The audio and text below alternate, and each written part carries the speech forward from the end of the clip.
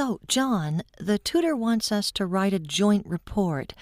We talked about doing it on the Bapapo Broom Project in Africa. Have you started thinking about it yet?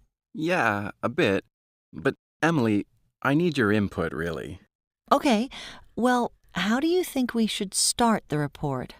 I guess we should describe the project and why we first became interested in it?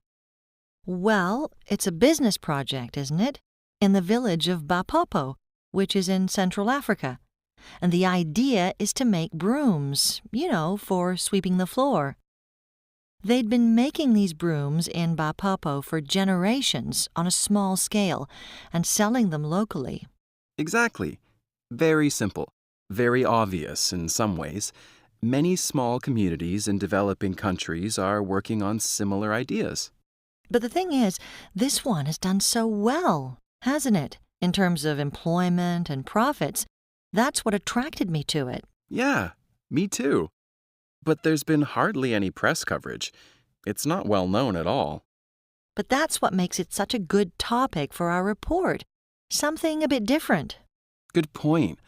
So then in the report, maybe we should start off by talking about the location. Yes, the village of Bapapo itself. Well, the local people had never been involved with a business project like this before. They just made brooms for local use. They were a bit suspicious. But in the surrounding countryside, a species of tree called fireweed grows wild. You find it everywhere, and its small branches are ideal for making brooms. So you couldn't have found a better place, because what you needed was right there. Except the roads are so terrible, so they'd never thought about wider markets. That's true. Then I think we should write about the local government in Bapapo, which was important in the early stages of setting up the project. Well, yeah, important all right, but for the wrong reasons.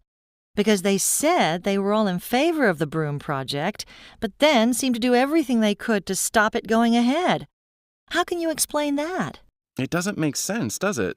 The much talked about financial contribution never actually came about, did it? No. Puzzling, really.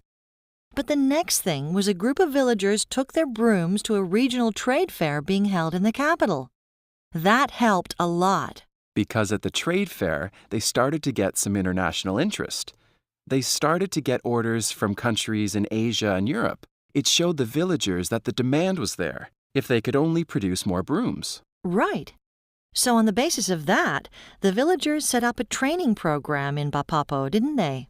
So they could increase the workforce and produce more brooms. Yeah, and it cost about $5 per person to take part. That might not sound like much, but actually, it was a lot of money in that part of the world. Yes, it was. What I liked, though, was that they encouraged husbands, wives, their grown-up children, whole groups of relatives to get trained up so as to generate some income for the whole household. Yeah, I thought that was a great idea, too. And actually, the training was quite basic.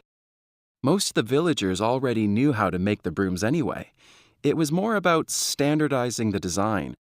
So all the workers were making an identical product. Nothing too difficult. Okay, that's a good point to make in our report. And then, how do you think we should finish our report? What conclusions can we draw about the broom project? Well, it was a group effort, wasn't it? A number of villagers worked together to make it happen. And I think that's what makes it such a great example. The fact that it could be replicated elsewhere, a way of using local skills and local resources. Yeah, I think you're right. Bapapo still isn't a rich settlement, but they've created a sustainable small-scale industry and really improved the lives of local people. Well, I think that'll be the basis of a good report for the tutor.